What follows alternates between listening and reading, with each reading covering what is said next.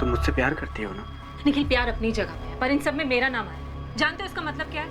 मेरे पेरेंट्स मुझसे सवाल पूछेंगे, माय फैंस, मीडिया सब यही कहेगा कि हाईएस्ट टीआरपी शो बेजुबा की मेन हीरोइन गायत्री एक मर्डर एक्यूज निखिल आचार्य से शादी। एक मिनट, मर्डर एक्यूज? मिसिंग से मर्डर एक्यूज? दिमाग खराब हो गया उनका? तुम इतना रिएक्ट क्यों कर रही हो यार? रश्मि ने तुम पे डोमेस्टिक वायलेंस का केस किया है, जिसके चलते तुम्हें डाइवोर्स नहीं मिल रहा और उसकी वजह से हम दोनों की शादी नहीं हो पा रही। तो ये रीजन लग रहा है पुलिस को? सच बताओ कि रीजन क्या है? पुलिस मुझे हिंट दिए जा रही है कि रश्मि को रास्ते से हटाने के लिए तुमने उसका मर्डर कर दिया। उन्होंने लाइफ को कोई क्राइम शो या थ्रिलर फिल्म समझ रखा है क्या? Perfect murder, a mystery. ये स्क्रिप्ट आशीष ने तुम्हें ऑफर की? हाँ की। तो ये कि पुलिस मुझे कह रही थी कि रश्मि के केस की कहानी और वो स्क्रिप्ट बहुत मैच करती है जो तुम्हें ऑफर हुई है। ये क्या कर रहे हो तुम आशीष के साथ? हाँ,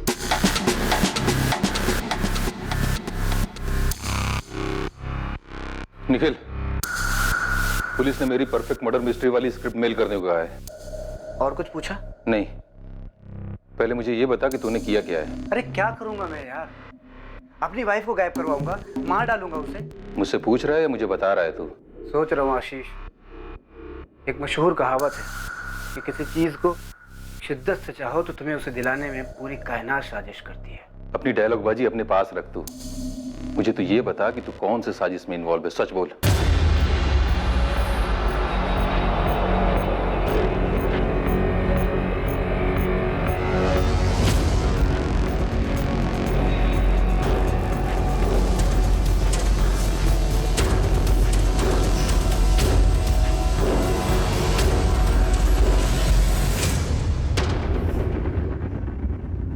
राकेश, तुम्हारे पास कोई पक्का सबूत है जो साबित कर सके कि एक्स कॉर्पोरेटर लक्ष्मण व्यास का हाथ हो सकता है रश्मि चौधरी मिसिंग केस में? सर, कोई पक्का सबूत तो नहीं, पर रश्मि ने अपने बॉस विक्रम को एक ईमेल भेजा था जिसमें उसने लिखा था कि वो किसी बड़े ऑपरेशन पर है। और सर, लक्ष्मण व्यास काफी बड़ा है। हम दोनों को मुसीबत में डाल सके जितना बड़ा है।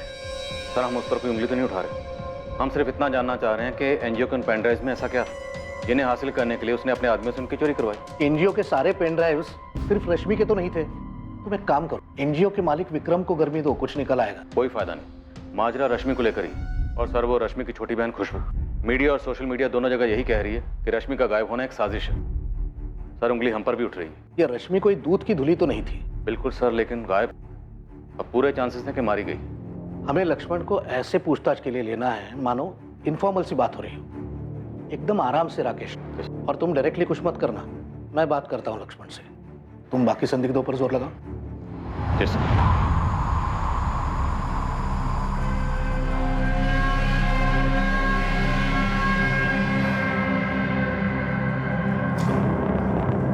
आंचल, मैं आज ऑफ ले रही हूँ। थोड़ी तबीयत खराब है और मैं बहुत ज़्यादा परेशान हूँ। सॉरी।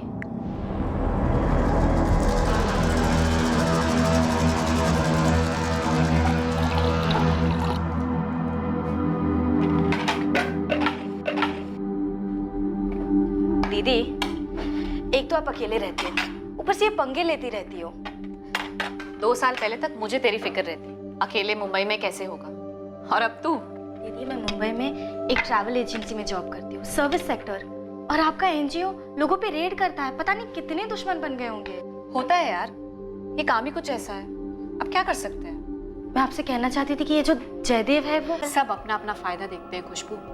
लाइफ में बहुत ज्यादा आदर्शवादी बनो ना तो लाइफ आगे बढ़ती नहीं है। कड़वा सच तो ये है कि तुम्हें कोई तुम्हारी ईमानदारी और वैल्यूज के लिए पे नहीं करता है। तुम्हें वही पेमेंट मिलती है जो तुम डिजर्व करते हो, और तुम क्या डिजर्व करते हो सिर्फ तुम डिसाइड करते हो। एक सोशल वर्कर से ऐसी बातें सुनना। गलतफहमी है लोगों को सोशल वर्क के बारे में। ये भी एक करियर है, प्रोफेशन है। हम कोई संत महात्मा नहीं है कि फल फ्रूट खा के जिंदगी बिता देंगे। हमें भी अपनी दाल मखनी चाहिए। तो लो ना, जयदेव अंकल जो ऑफर दे रहे हैं वो ले लो। वो कोई बुरी रकम नहीं है, 20 लाख। बुरी नहीं है से काम नहीं चलता खुशबू, रकम अच्छी होनी चाहिए, और 1 करोड़ बहुत अच्छी रकम। इतने पैसों का क्या करोगी? हम दोनों यूएस और यूरोप घुमाएंगे, फिर इस पैसे को मल्टीप्लाई करेंगे, फिर 1 और करोड़ बनाएंगे, कोइंसाइज लाइफ बिताएंगे यार। आपकी इज्जत की वजह से आपको कुछ हो गया ना तो? कुछ नहीं होगा खुशबू, तू डर मत। ये जयदेव जी भी ना बेकार में इतने लालची बन रहे। पता है उन्हें पूरा 60 करोड़ मिल रहा है और उसमें से 1 करोड़ मांग रही है, उसमें भी इतना झिक झिक कर। वैसे दीदी, झिक झिक तो आप भी कर रही है। अपने डिवोर्स वाले केस में? छोड़ दो ना निखिल को, क्यों खींच रही हो? नहीं खुशबू, ये जो लोग कहते हैं ना मूव ऑन करो, आगे बढ़ो, पिछला सब कुछ भुला दो वगैरह वगैरह, ये सारी अच्छी अच्छी बातें तब काम नहीं करती हैं जब आपके साथ भयंकर चीटिंग की गई हो। जो निखिल ने मेरे साथ की, उससे तो मैं सूद समेत वसूली करूंगी। ये अच्छी बातें और कहावतें सिर्फ ग्रीटिंग कार्ड्स, फॉरवर्ड्स और ऑफिस के सॉफ्ट बोर्ड पर जचती हैं, असली जिंदगी में नहीं खुशबू, याद रख। रश्मि कोई आसानी से मानने वालों में से नहीं है। आसान नहीं है उसके साथ डील करना। अगर मैं 25 की जगह 75 में भी समझौता कराता तब भी वो हाँ नहीं करती। पर वो तो 45 में मान गई। ऐसा आपसे जयदेव जी और विक्रम ने कहा ना, खुद रश्मि ने तो नहीं कहा। तो जयदेव जी और विक्रम झूठ बोल रहे हैं। ये तो आप पता कीजिए सर। मैं सिर्फ इतना बता सकता हूँ कि रश्मि के दोनों केसेस मैं ही हैंडल कर रहा हूँ। एक जयदेव जी के खिलाफ, दूसरा उसके पति के खिलाफ। दोनों केस रगड़ रहे हैं। मैंने समझौते की सलाह दी, लेकिन रश्मि मानने कोई तैयार नहीं है। मेरे लिए तो सही है, मुझे तो दोनों केसेस की फीस मिलती रहेगी। फिर भी मैंने बड़ी ईमानदारी से उससे बात की थी। निखिल वाले केस की हियरिंग अगले महीने की 4 तारीख को है। जयदेव जी वाले केस की हियरिंग जल्द से जल्द करवाने की कोशिश कर रहा हूँ। लेकिन रश्मि, जयदेव जी 25 के आगे मानेंगे नहीं। आप मेरी तरफ हो या जयदेव जी की? खुद के वकील पर भरोसा नहीं है तुम्हें? तो फिर बार बार मुझे जयदेव जी के बेकार से ऑफर को कबूल करने के लिए क्यों कह रहे हैं? वैसे ही निखिल के खिलाफ केस वापस लेने के लिए कह रहे हैं, क्यों? इसमें आपका क्या फायदा है? मेरा फायदा? रश्मि, अगर दोनों केसेस सेटल हो जाते हैं तो मेरे हाथ से 2 केसेस जाएंगे भी तो सही। मतलब 2 केसेस की फीस जो तुम मुझे बराबर देती आई हो। वैसे वो जयदेव जी कितना दे रहे हैं आपको मुझे 25 में मनवाने के लिए? मैं सिर्फ तुमसे फीस ले रहा हूँ रश्मि। क्या क्या सोचती रहती हो तुम? इतना भी याद रखो कि तुम्हारे जैसे सैकड़ों केसेस में आज तक कोर्ट ने क्या फैसला सुनाया पता है? कोर्ट जयदेव जी से कहेगा कि रश्मि के लिए दूसरा किराए का मकान ढूंढो। 1 साल, 2 साल, 3 साल का किराया दे दो। और तुम्हें अब भी मकान खाली करने के लिए कहेगा। मैं 1 करोड़ के नीचे कुछ भी नहीं लेने वाली। अरे ऐसी जिद से कोई बात सेटल होगी ही नहीं। और निखिल वाले केस में भी वही रवैया है तुम्हारा। निखिल कितना दे रहा है आपको? देखो, तुम मुझ पे इल्जाम लगा रही, फिर भी याद रखो मैं तुम्हारा वकील हूं। मैं तुम्हें कभी कोई गलत एडवाइस नहीं दूंगा। तो फिर बार बार मुझे किसी भी चीज पे समझौता करने के लिए मत कहो। जयदेव जी से 1 करोड़ रुपए निकलवाओ और उस निखिल को जेल भिजवाओ। इसके बाद जब जयदेव जी और विक्रम ने कहा कि वो 45 में मान गई है, तुम्हें यकीन नहीं कर पाया सर। मतलब कैसे करता? तो तुमने पुलिस कंप्लेंट क्यों नहीं की? जब रश्मि से बात नहीं हुई, सिर्फ उसने एक ईमेल भेजा कि जयदेव भल्ला के खिलाफ केस वापस ले लो। सर, किस बात की कंप्लेंट करता? वो मेरी क्लाइंट है, उसकी मर्जी, उसकी बात तो मुझे माननी पड़ती। और बात तो तुम्हारी हुई नहीं। ना वो तुमसे मिली, ना फोन किया, सिर्फ एक ईमेल भेजा। सर सच कहूं तो उस वक्त मुझे लगा ही नहीं था कि कुछ गड़बड़ हो सकती है। मुझे लगा कि विक्रम ने मना लिया होगा रश्मि को। वो तो बाद में जब उसकी बहन ने शिकायत की तब जाके पता चला कि रश्मि ने अपनी बहन को ही 45 लाख की डील के बारे में नहीं बताया और ना ही उस खुफिया मिशन के बारे में। तो मुझे लगा कि कुछ गड़बड़ है। क्या उसका मर्डर हुआ? वकील मैं हूं सर, ये सवाल तो मुझे आपसे पूछना चाहिए। हम भी जज नहीं। जब तक सबूत सामने नहीं होगा हम कैसे कुछ कह सकते हैं? तो मैं उम्मीद करता हूं कि आप जल्दी से कुछ कह पाए, लेकिन इतना बता दूं कि आप अपनी संदिग्ध की लिस्ट से मुझे निकाल दीजिए। अगर आपको ऐसा लग रहा है कि मैं लालची हो गया और मैंने पैसों के चक्कर में अपने क्लाइंट को कुछ कर दिया है तो आपको गलत लग रहा है।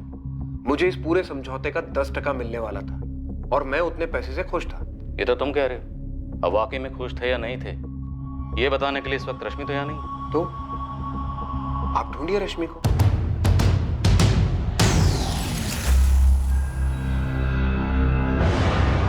ये आशुतोष राय बहुत ही छोटे लेवल का वकील है। छोटे मोटे क्रिमिनल के बेल केसेस, ट्रैफिक वाले केसेस, ऐसे ही केसेस आते हैं इसके पास। छोटा सा ऑफिस है, वो भी किराए का। खुद का ऑफिस भी नहीं है उसके पास, लेकिन बड़े बड़े अरमान है इस वकील के।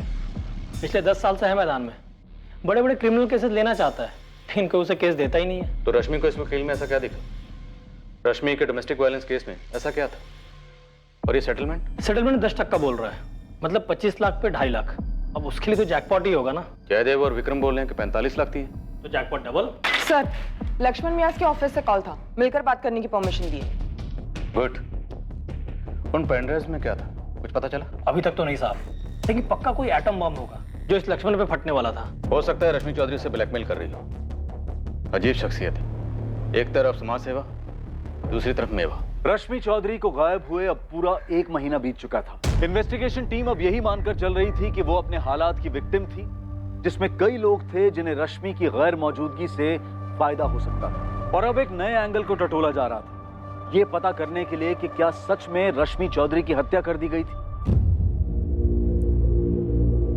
शैलेश, रश्मि किस चीज पर काम कर रही थी? पूरी संभावना है सर, इस रश्मि ने लक्ष्मण व्यास पे कोई स्टिंग किया था, तभी वो लोग पेन ड्राइव के पीछे पड़े थे। तो फिर उसने मुझे क्यों नहीं बताया? प्रकाश सेठ चूड़ियों की फैक्ट्री वाले स्टिंग के बारे में कहाँ बताया था? वो तो हमें दूसरों से ही पता चला था ना। अच्छा, ये जो चोरी हुई थी पेन ड्राइव, तुमने उसकी लिस्ट बनाई है? हाँ सर, लेकिन उसमें एक भी पेन ड्राइव रश्मि का नहीं था। सर, रश्मि अपना कोई भी सामान ऑफिस में छोड़ती नहीं थी।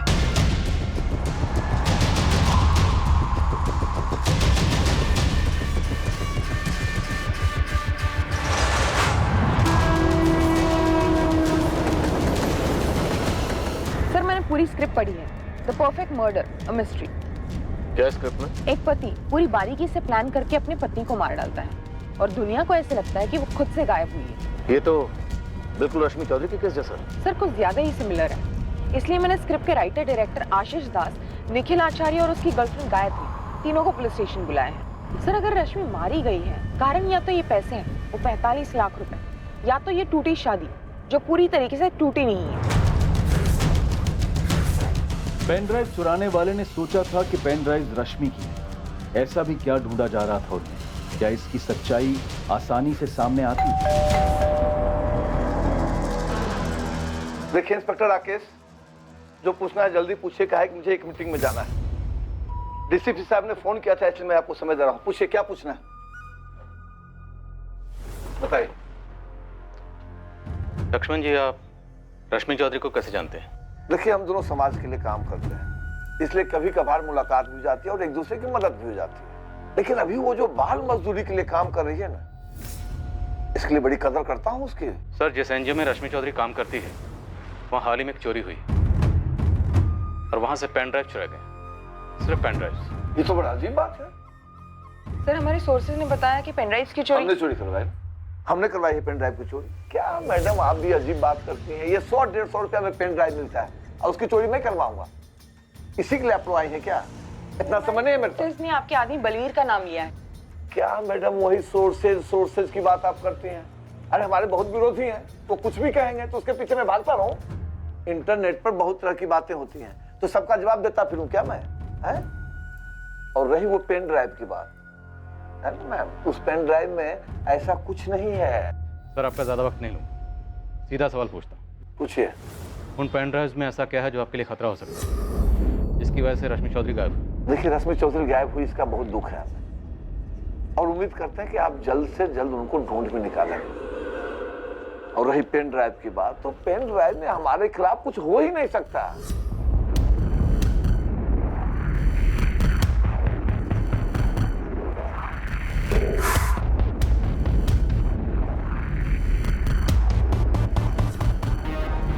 ऑफिस से इतना ही मिला था। लेकिन ये सबसे बेकार है, इसमें तो कुछ है ही नहीं। भाई जी, शायद ये भी तो हो सकता है कि रश्मि के पास कुछ था ही नहीं, वो तुक्का लगा रही थी। वो तुक्का नहीं भिड़ा रही। तो अब कहाँ ढूंढे? ऐसी कौन सी जगह बाकी रह गई है? ऐसा भी तो सकता है वो पेन ड्राइव अपने साथ ले गई हो।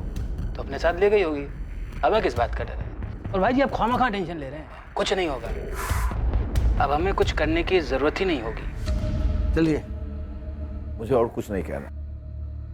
मैं उम्मीद करता हूं कि आप जल्द से जल्द रश्मि चौधरी को ढूंढ निकालें, कि रोज न्यूज़पेपर के हेडलाइन में छपा रहता है कि रश्मि चौधरी कहाँ गायब हो गई, क्या हो गया उसे। और मैं समझता हूं इसका बहुत ज्यादा दबाव होगा आप पे, समझता हूं मैं। खैर, जाइए ढूंढिए उसको। हाँ, नमस्कार।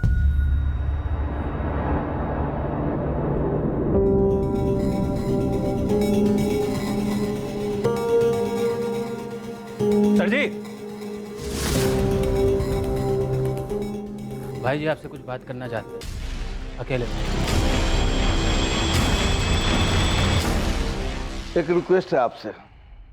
जो बात मैं आपको बताने जा रहा हूं, ये बात किसी को कानो कान पता नहीं चलनी चाहिए, और किसी को पता चल भी जाती है तो मुझे ये पता चल जाएगा कि इसका सोर्स क्या है। नहीं होगी सर। अब बताइए, रश्मि चौधरी से आपका क्या कनेक्शन है?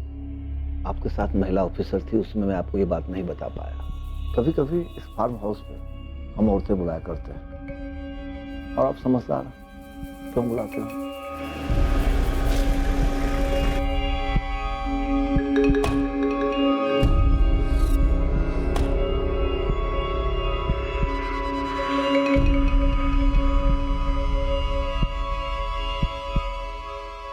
सभी के सभी मालिक होती है और अपनी मर्जी से यहाँ आती है, और इसके बदले में उनको अच्छी खासी रकम भी देता हूँ, वो भी कैश में, ताकि वो मुंह न खोलें। रश्मि चौधरी भी? पता नहीं रश्मि चौधरी क्या खेल खेल रही थी। वह यूं यहाँ लाई गई किसी एक औरत ने पूरा पेमेंट लेने के बाद भी हमको धोखा दिया।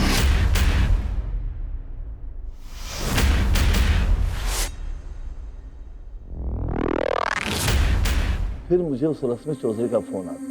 रश्मि, तुम मुझे ब्लैकमेल कर रही हो? Lakshman ji, video quality, lighting, sound top quality का है। कोई भी बोलेगा कि आप ही हो, और जो आप कर रहे हो, आप क्या बोलो? कौन थी वो? नाम बताओ उसका। आपको सच में लगता है मैं नाम बताऊंगी? देखो रश्मि, सीधे सीधे बताओ क्या चाहती हो तुम? बड़ी हैरत होती है मुझे लक्ष्मण जी, आप मीडिया में औरतों की सेफ्टी, मर्यादा वगैरह वगैरह को लेकर कितने स्टेटमेंट्स देते रहते हैं। वैसे तुम भी तो अपने आप को सोशल वर्कर कहते हो, और हरकतें देखो एक मामूली ब्लैकमेलर की। और आपकी हरकतें तो अवार्ड विनिंग है ना सर जी। सुनो, एक दूसरे को ताने मारने से बेहतर है कि सीधे सीधे बताओ कितना पैसा चाहिए तुमको। कितना दे सकते हो लक्ष्मण जी? भाई जी, ये जरूर सुनीता की हरकत हो। जो कोई भी था एक जड़िया था बलबीर। तू ही बता कि कोई ऐसी हिम्मत कर सकता है क्या? हो सकता है रश्मि ने किसी को पहले से ही पट्टी पढ़ा रखी हो। 15 लाख फिक्स हुआ था। पैसे दिए आपने? डील होने के पहले ही वो गायब हो गए। तभी तो हमने पेन ड्राइव हासिल किए थे, ताकि वो किसी और के हाथ में ना लग जाए। हालांकि उस पेन ड्राइव में कुछ था नहीं। वो पेन ड्राइव मैं आपको लौटा दूंगा। जी सर। मुझे लगता है रश्मि चौधरी मारी गई है। क्या है कि जिस तरह से उसको लगता था कि मुझे ब्लैकमेल करके वो कोई जैकपॉट हासिल करेगी, उसी तरह से उसको मारने वाले का भी कोई जैकपॉट दांव पे लगा होगा। लेकिन वो आदमी मैं नहीं।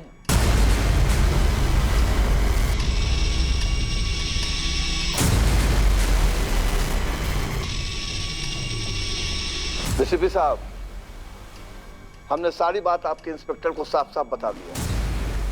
इसके बाद इस केस में हमारा नाम आना ही नहीं चाहिए। सर, इतना सब कुछ साफ साफ बोल रहा है, मतलब सच ही बोल रहा होगा। हर संदिग्ध यही कहता कि वो सच बोल रहा है।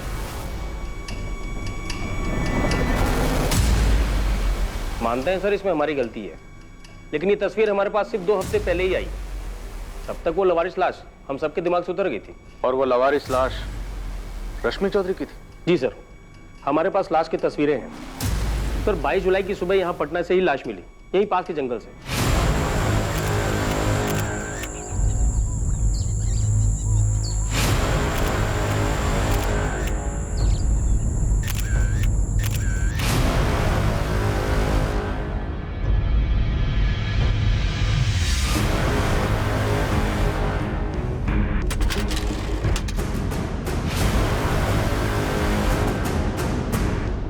पोस्टमार्टम से सामने आया है कि मौत गला घोटने से हुई है, कोई सेक्सुअल असॉल्ट नहीं था।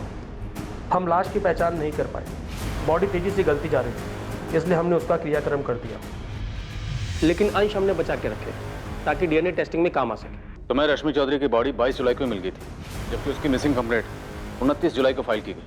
7 दिन तक किसी को पता नहीं था कि रश्मि चौधरी कहाँ है और उसके साथ क्या हुआ। 29 जुलाई को उसकी मिसिंग कंप्लेंट उसकी छोटी बहन खुशबू ने फाइल की थी। वही तो सर, काफी दुर्भाग्यपूर्ण है।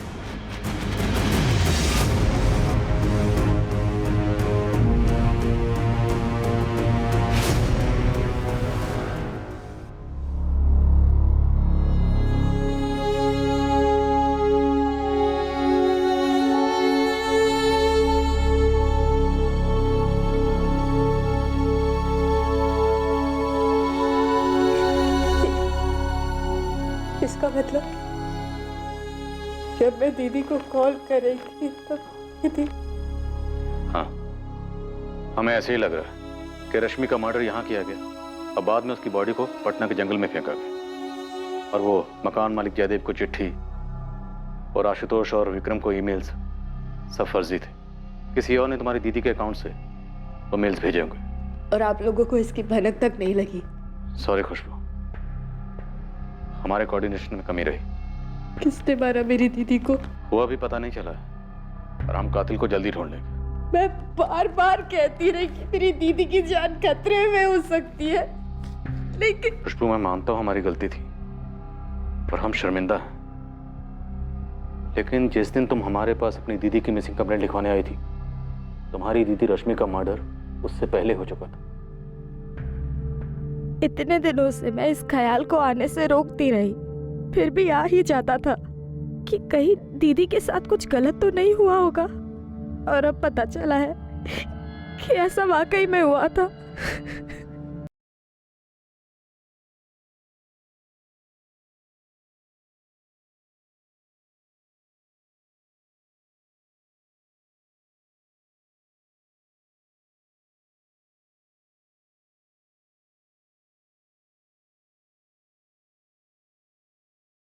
सिर्फ संदिग्धों की लिस्ट से काम नहीं चलेगा, मुझे अरेस्ट चाहिए। सर इतना तो पक्का है, जो भी है रश्मि से जुड़ा हुआ है कोई, और मोटिव भी पर्सनल से जुड़ा हुआ है। तो जल्दी से जल्दी अरेस्ट करो कातिल को। मैंने सारे स्टेटमेंट्स पढ़े हैं, निखिल आचार्य का नाम है इसमें। जो सर ये अभी भी हमारे राडार में है। एक्टर वैक्टर है क्या? जी सर। इसमें किसी द परफेक्ट मर्डर मिस्ट्री नाम की स्क्रिप्ट का जिक्र है। सर ये फिल्म निखिल को ऑफर हुई थी। कोई टेक्निकल सबूत है जो इस मर्डर से निखिल को जोड़ता हो? सर ऐसा कोई टेक्निकल सबूत तो नहीं है हमारे पास जो उसे मर्डर से जोड़ता। फिर भी उठाओ उसे, मुझे लगता है उसी का हाथ होगा। ये क्राइम शो या मूवी देखी होगी या काम किया होगा और सोचा होगा फिल्मों में हो सकता है तो रियल लाइफ में क्यों नहीं। सर अगर इस निखिल को तोड़ना है तो उसके साथ गेम खेलना होगा। तो खेलते हैं, तो गलवाते हैं उसी से सब कुछ। क्या रश्मि चौधरी का कत्ल वाकई में उतना परफेक्टली प्लान था जितना नजर आ रहा था? अगर निखिल का हाथ था तो उसका पता करने के लिए निखिल के इर्द गिर्द के लोगों को टटोला गया, उन्हें उकसाया गया। देखिए मैम, आप मुझे डरा रही हैं। परफेक्ट मर्डर और मिस्ट्री की कहानी और निखिल की कहानी कुछ ज्यादा ही सिमिलर है। देखिए मैम, मुझे नहीं लगता कि निखिल मुझसे शादी करने के लिए अपनी एक्स वाइफ का मर्डर करेगा। एक्स नहीं, सेपरेटेड। Yes, separated wife. वो तो तुम कहोगी ही, लेकिन उसके सारे इरादे और प्लानिंग स्क्रिप्ट में। उसने स्क्रिप्ट पढ़ी और अपने प्लान को अंजाम दिया। देखिए आप जिस स्क्रिप्ट की बात कर रही हैं वो तो मैंने पढ़ी भी नहीं है। ऐसा कैसे मुमकिन है कि तुम्हारी स्क्रिप्ट का हीरो दरअसल विलन कहना चाहिए? नहीं, विलन ऐसे प्लानिंग करता है कि दुनिया को लगे कि उसकी बीवी उससे कहीं भाग गई। फिक्शन है सर, टोटल काल्पनिक। और इस फिक्शन के लिए तुमने चुना भी तो किसे? निखिल आचार्य को, जिसकी खुद की जिंदगी इस कहानी का आईना है। सर प्योर कोइंसिडेंस, महज इत्तेफाक है। और क्या हो सकता है मुझे बिल्कुल आइडिया नहीं, सच बता रहा हूँ। हमारी स्क्रिप्ट में तो वाइफ की लाश नहीं मिलती, पर रियल लाइफ में मिल जाती है। सर आप ये सोच रहे हैं कि निखिल ने मेरी स्क्रिप्ट पढ़ के अपनी वाइफ का मर्डर प्लान किया? इस प्लानिंग में तुम भी शामिल हो सकते। सर सच तो ये है कि ये मेरी ओरिजिनल स्क्रिप्ट है ही नहीं। एक हॉलीवुड फिल्म की कहानी मैंने कॉपी किया है। और दूसरी बात ये सर कि जब मैंने स्टोरी निखिल को बताई तो मुझे पता ही नहीं था, बिल्कुल नहीं आइडिया था कि उसकी पर्सनल लाइफ में क्या चल रहा। सच बता रहा हूं निखिल ने तुम्हारी इस हॉलीवुड की कहानी को डॉक्यूमेंट्री फिल्म बना दी। सर आप मेरी बात का बिलीव करो, सच बता रहा हूँ, मुझे बिल्कुल आइडिया नहीं। और मुझे क्या पता था सर कि कोई मेरी स्टोरी पढ़ के अपनी वाइफ का मर्डर प्लान करेगा। अब तो गायत्री को भी तुम बेशक है। डायरेक्टर आशीष को भी लगता है कि तुमने इसकी स्क्रिप्ट चुराई ताकि तुम सच में अपनी वाइफ का मर्डर कर सको। रश्मि के बारे में सुन के मुझे दुख है, और उतना ही दुख इस बात का है कि मेरा नाम मीडिया में उछला है, और इस बात का मेरे करियर पे कितना बुरा असर हुआ है आप लोगों को आइडिया भी है? करियर की इतनी फिक्र होती ना तो मर्डर का रास्ता कभी ना चुनते। ये तुम्हारे अकेले का काम नहीं है, अपने साथियों के नाम बताओ। किसी ने मुझे क्राइम स्टोरी सुनाई और इत्तेफाक से रश्मि के साथ ऐसा हुआ, तो आप लोगों ने 2 और 2 4 जोड़ लिए। आप लोगों को एहसास भी है कि आप लोग स्क्रिप्ट राइटर बन गए हो। लाश को पटना कैसे ले जाया गया? तो मकान मालिक जयदेव भल्ला वो भी शामिल है? देखिए सर, मुझे सिर्फ इतना पता है कि मैं इन्वॉल्व नहीं था, और रश्मि न जाने कितने पंगों में इन्वॉल्व थी। मुझे डिवोर्स ना देना, मकान मालिक का घर ना छोड़ना, न जाने कितने स्टिंग, कितने ब्लैकमेल्स, मतलब उसके कत्ल के दर्जनों कारण हो सकते हैं। परफेक्ट मर्डर अ मिस्ट्री, उसका किरदार अजय भी ऐसे हालात पैदा करता है ताकि दुनिया को ये लगे कि उसकी बीवी के भागने के दर्जनों कारण हो सकते हैं। मैं उस वक्त लखनऊ में था ही नहीं। आपने अपने फोन रिकॉर्ड चेक किए होंगे, एयरपोर्ट और स्टेशन के सीसीटीवी फुटेज भी चेक किए होंगे। किरदार अजय की तरह तुम्हारी प्लानिंग भी काबिल तारीफ है। लैंडलाइन एसटीडी उसकी किराए के हथियारों से बात करने के लिए लखनऊ आने की जरूरत ही नहीं पड़ी। मुंबई में बैठे बैठे सारी प्लानिंग हो गई और यहाँ काम हो गया। अब चुपचाप अपने साथियों के नाम बताओ। अरे कोई साथीदार नहीं है मेरा, मैं अकेला हूँ और अकेला गया था मुंबई। 4 साल घिस घिस कर मैं इस मुकाम तक पहुंचा हूँ। इससे प्यार हुआ है, लाइफ में सब कुछ सही चल रहा है। बस रश्मि रास्ते का काटा थी। हाँ थी, लेकिन वो मेरी वाइफ भी थी। उससे कभी प्यार भी किया था मैंने, अच्छी यादें जुड़ी हुई थी। डोमेस्टिक वायलेंस का झूठा केस करके मेरा जीना हराम कर रखी थी, लेकिन इसका ये मतलब नहीं कि मैं उसका कत्ल करवा दूंगा या कर दूंगा।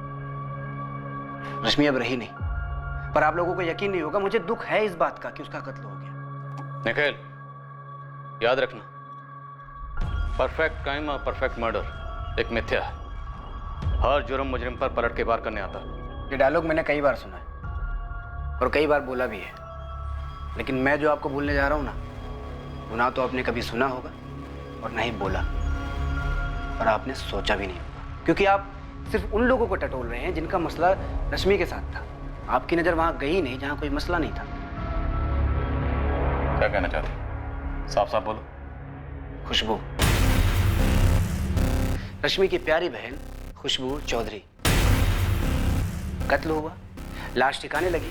उसके 4 दिन बाद मैडम खुशबू आप लोगों के पास आती हैं और चारों दिशाओं में फायर करती हैं। मेरी तरफ, जयदेव जी की तरफ, एडवोकेट आशुतोष की तरफ, उसके एनजीओ के बॉस विक्रम की तरफ, स्टिंग ऑपरेशन की तरफ, और फिर ये सभी एक दूसरे पर निशाना साधते हैं। पर मैडम खुशबू वो आपकी रडार से पूरी तरह बाहर रही थी। तो तुम ये कह रहे हो कि इस खुशबू और रश्मि के बीच कोई छुपा हुआ मसला था? या ये एंगल तुम्हारी स्क्रिप्ट की उपज है? यही एक एंगल है जो स्क्रिप्ट में नहीं है इंस्पेक्टर। स्क्रिप्ट में नहीं है तो क्या नया एंगल जोड़ रहा है?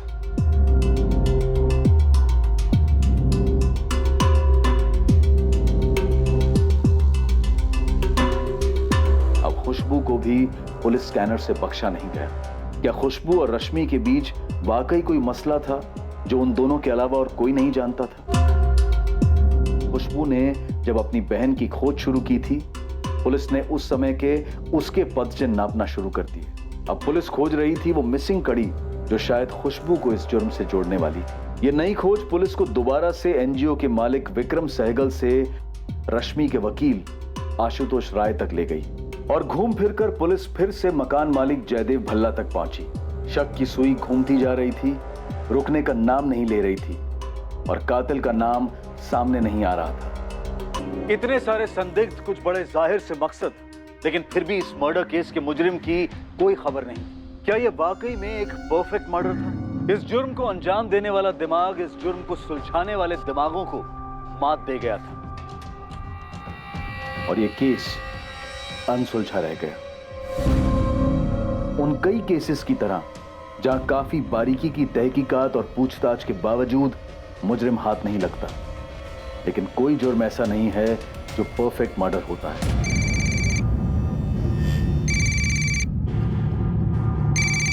इंस्पेक्टर राकेश अधिकारी। जय सर। सब इंस्पेक्टर मोहित यादव बोल रहा हूँ, क्राइम ब्रांच से। कैसे मोहित? सर मैं एक केस हैंडल कर रहा था जिसमें मुझे कनेक्शन मिला और एक केस का। इन्वेस्टिगेशन के दौरान पता चला वो केस तो आपका था, वो रश्मि चौधरी मर्डर केस।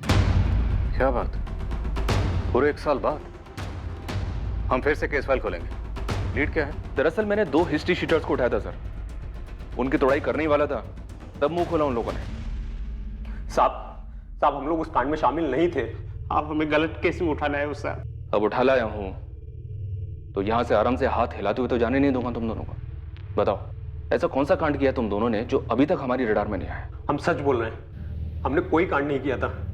हम लोग तो खुद का कुछ कानूनी शुरू करने के चक्कर में हैं। राजू, मयंक, तुम दोनों सच बोलोगे तो रात को सोने को मिलेगा, सुबह उठोगे दुनिया बुरी नहीं लगेगी, और अगर झूठ बोलोगे तो तुम दोनों अच्छी तरह से जानते हो कि यहाँ पे क्या होगा। सर वो 1 साल पहले एक काम मिला था। मर्डर? अरे नहीं साहब, एक मकान से सामान खाली करवाना था। तो मतलब ये कानूनी काम शुरू करने वाले थे तुम दोनों, मूवर्स और पैकर्स? हाँ नहीं साहब, सच में हम लोगों ने काम किया था, उसके तगड़े पैसे भी मिले थे हम लोगों को। कहाँ किया था? गिरधर नगर में साहब, मकान नंबर 12।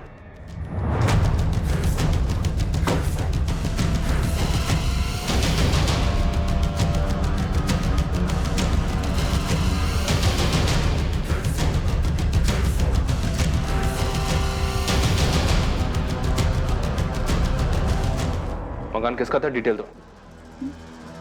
हमें पता नहीं है साहब, हमें तो पैसे मिले और हमने काम कर दिया।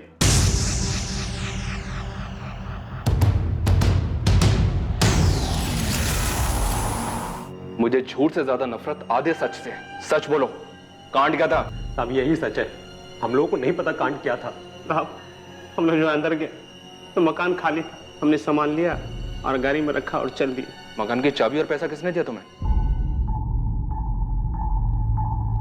उन लोगों ने रश्मि चौधरी का घर 19 जुलाई की रात 20 जुलाई की सुबह खाली किया था। और 20 की सुबह को ही मकान मालिक जयदेव भल्ला को रश्मि की चिट्ठी और लिफाफे में मकान की चाबी मिली और अंदर से मकान पूरा साफ। तो मोहित, इस राजू और मयंक को यह काम सौंपा किसने था?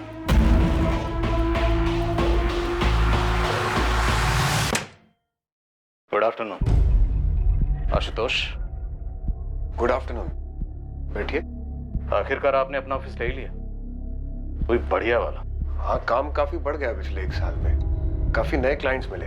हाँ, क्लाइंट्स काफी तरक्की लाते हैं। सोने के अंडे देने वाली मुर्गियां होते हैं क्लाइंट्स, जैसे कि रश्मि चौधरी क्लाइंट थी आपकी, याद है? बात क्या इंस्पेक्टर? बात 45 लाख के वकील साहब, वही 45 लाख जो जयदेव भल्ला ने वाकई विक्रम को दी और विक्रम ने तुम्हारी क्लाइंट रश्मि को दी और रश्मि के कातिल ने रश्मि का कत्ल किया और 45 लाख खुद रख ली।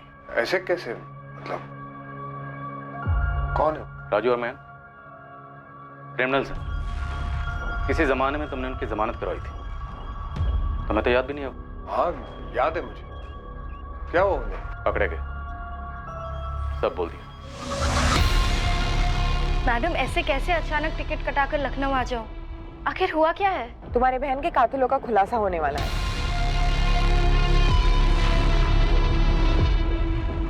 इससे पहले कि पुलिस आशुतोष राय को उठाने पहुंचती, उन्होंने उस कनेक्शन और उस चाबी को उठा लिया था जो आशुतोष को केस के साथ साफ साफ जोड़ रही थी। लेकिन क्या आशुतोष ने ही मर्डर किया था या माजरा कुछ और ही था जो इस केस की अनसुलझी कड़ी थी? इंस्पेक्टर साहब, सर, कुछ तो बोलेगी भी आप?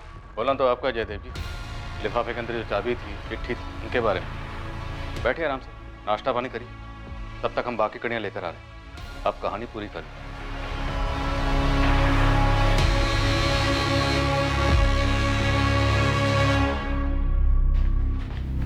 शैलेश शर्मा, चलो, तुमसे जरूरी बात करनी है। चलो। क्या हुआ मैम? क्या बात है? रश्मि चौधरी मर्डर केस में एक ब्रेक थ्रू मिला है विक्रम जी।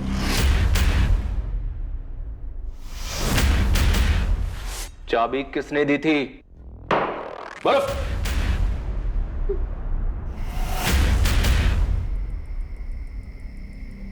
आज के आज करना है। लैपटॉप मेरे हवाले करना, बाकी सारा सामान कहीं जला दो, कहीं फेंक दो, कुछ भी करना करो, लेकिन यहाँ लखनऊ में नहीं। शैलेश, 2 महीने पहले तुमने 8 लाख में फ्लैट लिया, 5 लाख का लोन था, लेकिन फ्लैट की मार्केट वैल्यू है 15 लाख। बाकी के 7 लाख शायद ब्लैक दिए होंगे। शैलेश, मयंक और राजू ने तेरे तक की कहानी बता दी, अब तुझे आगे की कहानी बतानी। तू शुरू हो जा, वरना हम शुरू हो जाएंगे। मुझे 10 लाख मिले थे और राजू और मयंक को 50-50 हजार मिले। तुझे 10 लाख, उनको 50-50 हजार, 11 लाख, बाकी की 34 लाख। 34 लाख किस किस में बटे? सर, कौन कौन शामिल थे मुझे नहीं पता, पर मुझे पैसे वकील आशुतोष राय ने दिए थे।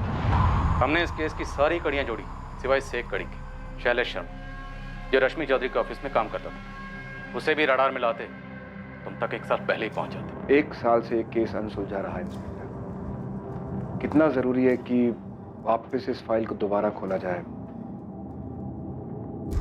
हम बात कर सकते हैं? हाँ, जरूर बात होगी, लेकिन रश्मि चौधरी के कत्ल को लेकर। कत्ल क्यों हुआ, कैसे हुआ और कितने लोग शामिल थे? 60 लाख? 60 लाख? अरे बड़ी मुश्किल से 60 पर मान गई है।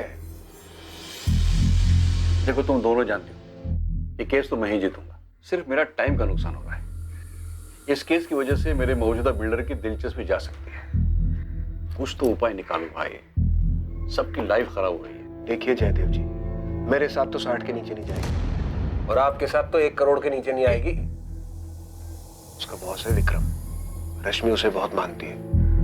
आप अलग से मिलिए उसको, अपनी प्रॉब्लम समझाइए। अच्छा समझदार आदमी है, वो मना लेगा रश्मि को।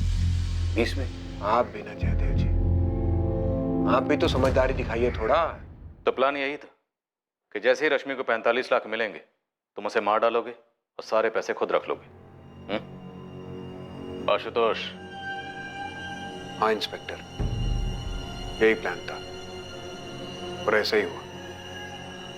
मैं छोटे मोटे केसेस लड़कर थक चुका था, हाथ में कुछ बचता ही नहीं था। और तुम्हें यहाँ जैकपॉट दिखा? बिल्कुल, देखिए, समझौता कितने में भी होता, मुझे तो 10% ही मिलने वाला था। वो भी रश्मि देती या नहीं, इस बात की कोई गारंटी नहीं थी। तुमने विक्रम के थ्रू डील करवाने की सलाह दी जयदेव भल्ला को, क्यों? ताकि अगर कभी कोई कुछ गड़बड़ हो तो वो भी शक के दायरे में आए। मैं अपनी तरफ से क्लीन बना रहा। मैंने विक्रम के ऑफिस से शैलेश को भी खरीद लिया। और विक्रम ने मना लिया रश्मि को? हाँ, मना लिया 45 में। ये रहे तुम्हारे 45 लाख, गिन लो। विक्रम, मेरे वकील आशुतोष से ज्यादा भरोसा करती हो तुम। वो तो मुझे 25 पे सेटल करने के लिए कह रहा था, लेकिन तुम्हारी वजह से कम इतने तो मिले मुझे।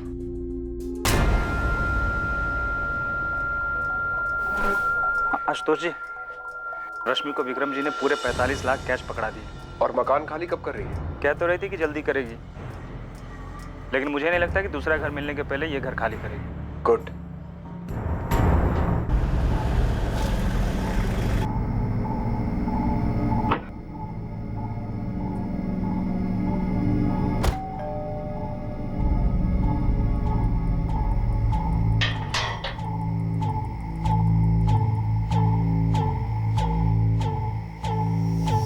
हम केस क्लोज करने की नॉर्मल सी बात कर रहे थे। पहले रश्मि को थोड़ा शक सा हुआ कि मैं शैलेश को साथ क्यों ले आया था। मैंने बात टाल दी और मौके का इंतजार किया। उसे तो खैर भनक तक नहीं थी कि क्या होने जा रहा है।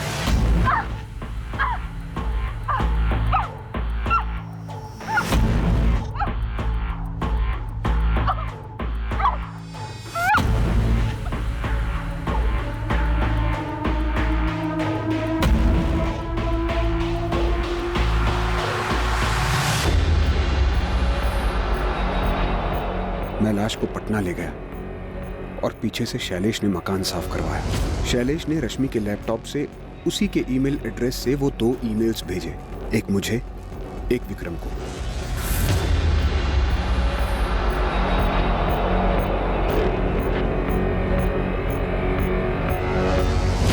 मैंने आप लोगों को सब कुछ सच बता दिया। तुम्हारी वाइफ को मालूम है तुमने ये नया ऑफिस कैसे खरीदा? सर, क्यों एक बेचारी औरत का दिल और भरोसा तोड़ना चाहते? कहिए, क्या कीमत लेंगे इस केस को सेटल करने की?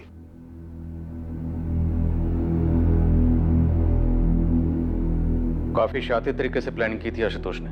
जब जयदेव अंकल ने कहा था कि लिफाफा छोड़ा एक चिट्ठी और चाबी के साथ, मैंने तब के तब कहा था दीदी के साथ कुछ गलत हुआ होगा। और इन लोगों ने मेरा इस्तेमाल किया, मेरा अपना एम्प्लॉय शैलेश। हाँ, ताकि शक तुम पर जाए। डील तुमने करवाई थी। सर, मुझे लगता है ये जयदेव अंकल शायद पहले से सब कुछ जानते थे। खुशबू, हम तहकीकात कर रहे हैं, लेकिन अभी तक कोई भी ऐसा एविडेंस सामने नहीं आया। अब अगर आशुतोष कोई गेम खेलता है, जयदेव भल्ला का नाम लेता भी है, तब भी सबूत की जरूरत तो पड़ेगी। विक्रम जी, मुझे नहीं लगता कि दीदी ऐसी थी।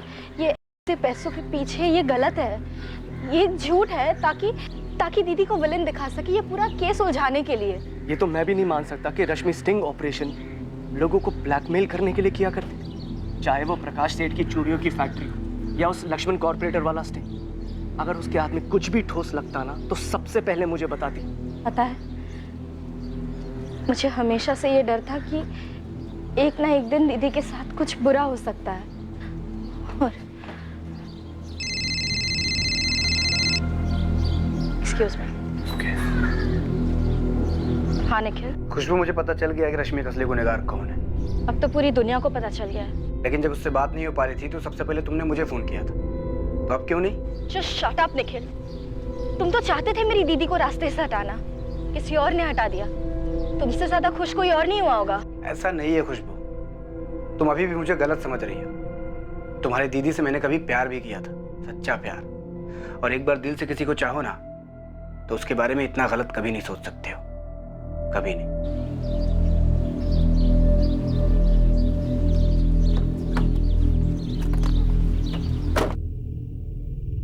आशुतोष राय और शैलेश शर्मा पर रश्मि चौधरी के मर्डर का चार्ज लगा है और साथ ही सबूत मिटाने का चार्ज भी लगाया गया है। इस बात की तहकीकात चल रही है कि क्या जयदेव भल्ला रश्मि के कत्ल के बारे में जानता था और उसने ये बात पुलिस से छुपाई थी। पैसा लोगों से कुछ भी करवा सकता है, जो कल्पना के बाहर हो, सोच के बाहर हो, वो भी करवा सकता है। और ये बात शायद सच है, लेकिन यह भी सच है कि जुर्म के जरिए हासिल किया गया धन आखिरकार मुजरिम के सुख चैन को खरीद लेता है। जुर्म की प्लानिंग के वक्त, उसे अंजाम देने के बाद, पैसा हाथ लगने के बाद मुजरिम को यह महसूस होता होगा कि उसके जीवन में एक जैकपॉट लग रहा है या लग गया है। लेकिन गलत तरीके से लगा जैकपॉट कभी ना कभी कानून को मुजरिम के दरवाजे तक पहुंचा ही देता है। यह कोई पहला केस नहीं है जहां मर्डर इन्वेस्टिगेशन काफी वक्त तक अनसुलझी रही, जिसका ब्रेक थ्रू पूरे 1 साल बाद मिला और मुजरिम रोशनी में लाए गए।